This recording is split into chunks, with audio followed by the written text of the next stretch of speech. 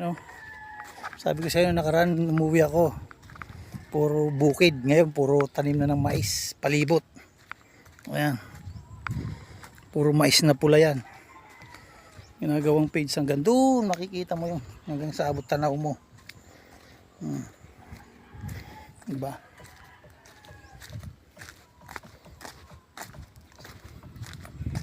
Daming mais. Ito sa kapatid ko to. Lugar na to. Ganda oh.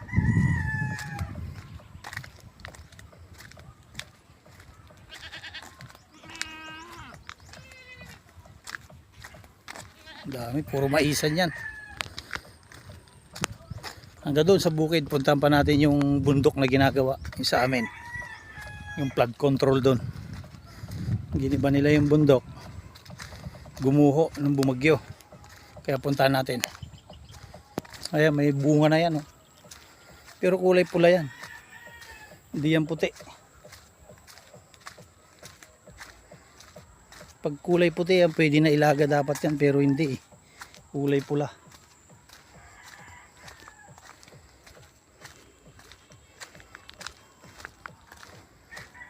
Kawawa naman yung mga ibang mais. Ang daming uod. Oh. Puro maisan dito ngayon. Sa amin. Ayan oh. Puro maisan. Kapatid ko yan. Ito sa kabila, hindi sa kapatid ko yan. Kasi kabila na to eh. Ayan. Dami. Puro maisan yan. Yan ang tanim namin ngayon dito. Nung malilit kami, tabako. Ang tanim ngayon, mais na. Mas madali kasi itong mais eh. Na alagaan kaysa tabako. Tabakong hirap. Ang nila. Ayan, daming bunga oh. Makachamba ito.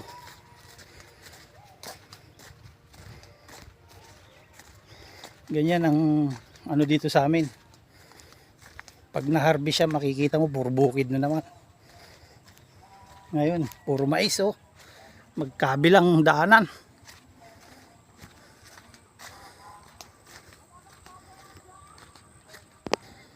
Puro maisan, magkabila oh. Sabay-sabay ang harvest nito. Kasi pag nagtanim yung isang, nagtanim ito, magtatanim na rin dito para sabay-sabay oh. Sa kapatid ko yata ito. Isang to. Oo, kapatid ko na nga ito. Ito yung daanan na eh.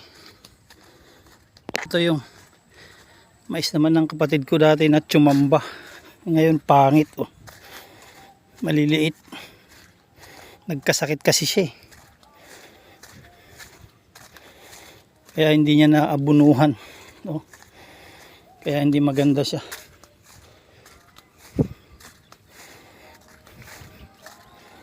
Puro maisan dito amin.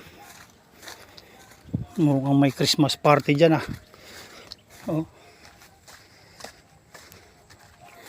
Walang nagtanim ng puting mais ngayon dito.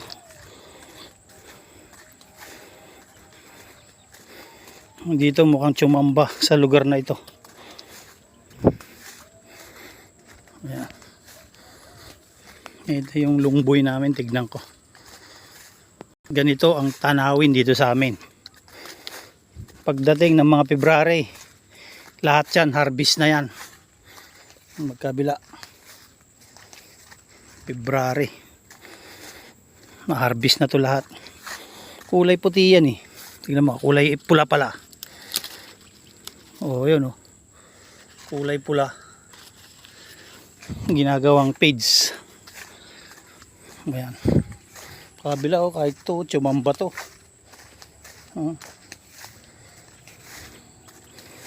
Mahal to pag naiabot ng mga first week ng February. Dami.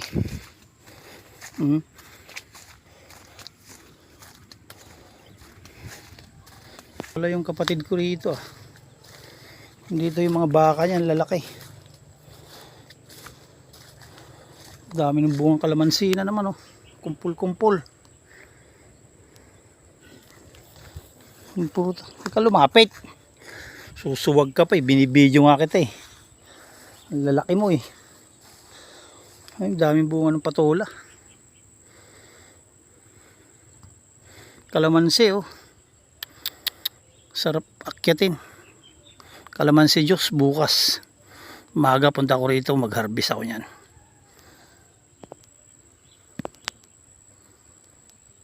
Yung saging pwede na harvestin. Sa amin ba yan? Sa amin siguro yan. Puro mais magkabilang gilid.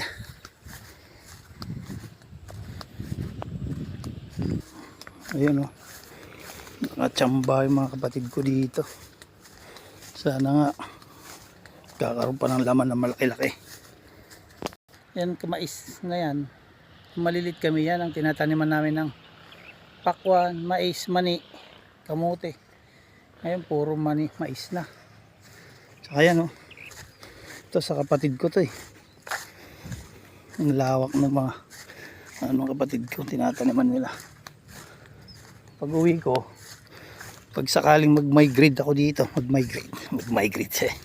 Pag bumalik na ako rito, bibigyan nila ako rito, tataniman ko. Ayan. Kung marunong pa ako magtanim, siguro baka hindi na ako marunong. Ayan.